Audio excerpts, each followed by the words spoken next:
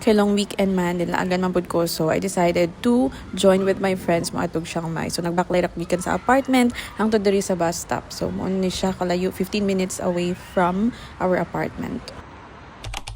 This is just outside sa among hotel. And then, sa night nga naabot ko, wala akong ni-join sa ilaha. Kay nagsakit akong ulo, nagtukar akong migraine, nagsuka ko.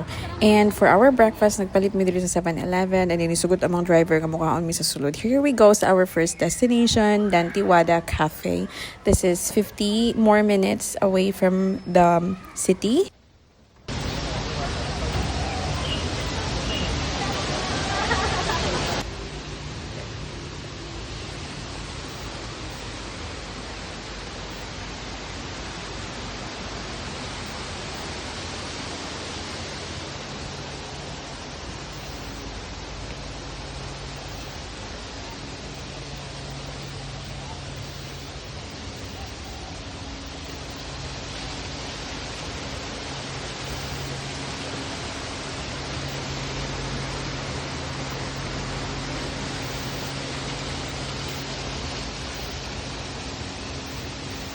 So, we take time, roam around, take pictures, take videos sa mga spot nga nindot. Ali, wala namin nga on diri, wala may nagpalit og kape. Just picture a jud siya. Okay naman.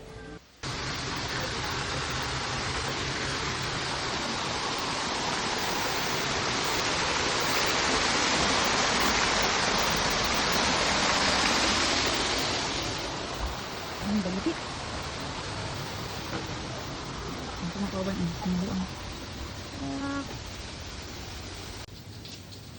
There's a kind of cave, and I think it's not real flowers. Wala na kita mga kauban, wala na.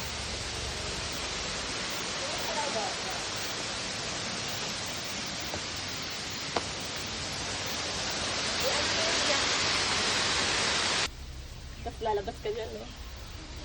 Wala. Kukunin ka na ni Lord.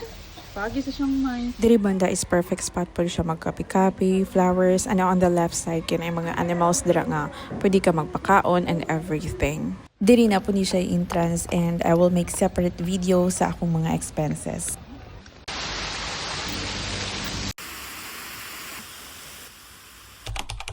Isa ni siya sa makita na ako sa social media bisan pa nung naapa ko sa Pilipinas. And so, we asked our driver nga, pwede ba mo stop diri kajut lang? Nisugot man po siya. So, mauni siya, tinuod jud siya nga eroplano. Nani siya entrance, tapos ang equivalent sa katong entrance nimo is 1 drink. So, okay kaayo siya, no? Pwede ka magtambay diri up to you for how long, pero kami gadali man mi, and gabayad mong good pud mi sa among We're in the Philippines! Next to aning eroplano is kaning baliktad nga balay. So, ginahandom jud ako ni siya, and here I am.